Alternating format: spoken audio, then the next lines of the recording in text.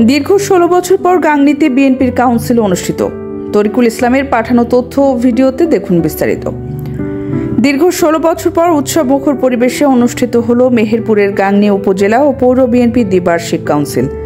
শুক্রবার সকাল ১১টায় Gangni pilot school and college মাঠে জাতীয় ও দলীয় পতাকা উত্তোলন ও পায়রা উড়িয়ে কাউন্সিলের উদ্বোধন করা হয়।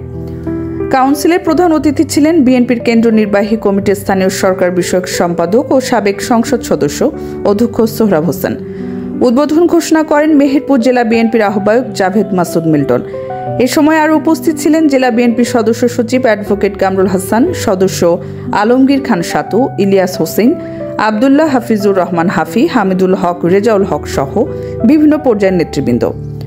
সভাপতিত্ব করেন গাংনী উপজেলা বিএনপির সাবেক সভাপতি ও সাবেক উপজেলা চেয়ারম্যান আমিরুল ইসলাম। উপজেলা কমিটির সভাপতি হিসেবে রায়পুর ইউনিয়নের সাবেক চেয়ারম্যান আলফাজ উদ্দিন কালু এবং সাধারণ সম্পাদক পদে বামন্দি ইউনিয়নের সাবেক চেয়ারম্যান আওয়াল হোসেন বিনা প্রতিদ্বন্দ্বিতায় নির্বাচিত হন এবং সাংগঠনিক সম্পাদক পদে বিজয়ী হয়েছেন আবদাল হক ৪০৯ ভোট পেয়ে ও মঞ্জুর হোসেন টনিক ৩৬০ ভোট পেয়ে। এদিকে পৌর বিএনপির কাউন্সিলে ছিল প্রতিদ্বন্দ্বিতাপূর্ণ নির্বাচন।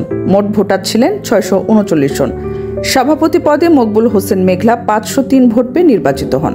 তার নিকটতম প্রতিদ্বন্দ্বী আতিয়ার রহমান পান ৫৬ ভোট এবং মনিরুজ্জামান গাড্ডু পান ৫৪ ভোট। ২৬টি ভোট বাতিল হয়। সাধারণ সম্পাদক পদে সাইদুল ইসলাম ৩৯৪ ভোট পেয়ে বিজয়ী হন। আবদুল্লাহিল মারুফ পলাশ পান ২১৫ ভোট। ৩০টি ভোট বাতিল হয়। সাংগঠনিক সম্পাদক পদে অ্যাডাম সুমন ৪৫২ ভোট, ইমন হোসেন ৩৩৯ ভোট পেয়ে নির্বাচিত হয়।